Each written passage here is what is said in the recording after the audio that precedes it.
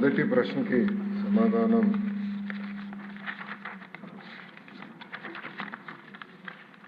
మొదటి విడత కింద 15,713 పాఠశాలల్లో ఈ కార్యక్రమం చేపట్టడం జరిగింది.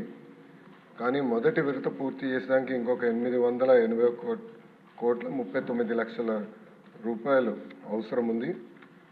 రెండో విడత కింద 22,311 పాఠశాలలో పనులు చేపట్టడం జరిగింది.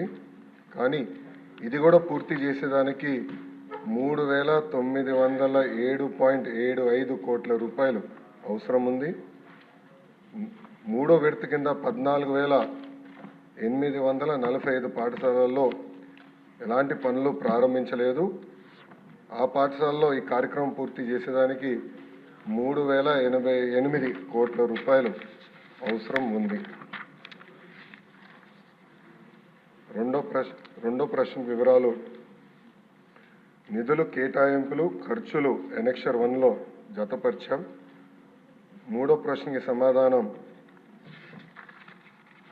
గత ప్రభుత్వం 900 కోట్ల రూపాయలు పెండింగ్ బిల్స్ పెట్టడం జరిగింది. ఈ కార్యక్రమం పూర్తి చేసడానికి 7,877 కోట్ల రూపాయలు అవసరం ఉంది. గత ప్రభుత్వం ఈ కార్యక్రమంలో చేపట్టిన ప్రభుత్వ పాఠశాలల్లో 72,117 విద్యార్థులు సంఖ్య తగ్గుతాం కూడా జరిగింది.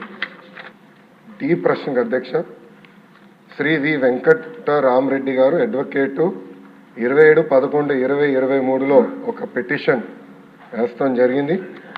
ఆ పిటిషన్కి సంబంధించిన ప్రాథమిక దర్యాప్తు రిపోర్ట్ ఎండి ఏపీఈడబ్ల్యూఐడిసికి వస్తాం జరిగింది.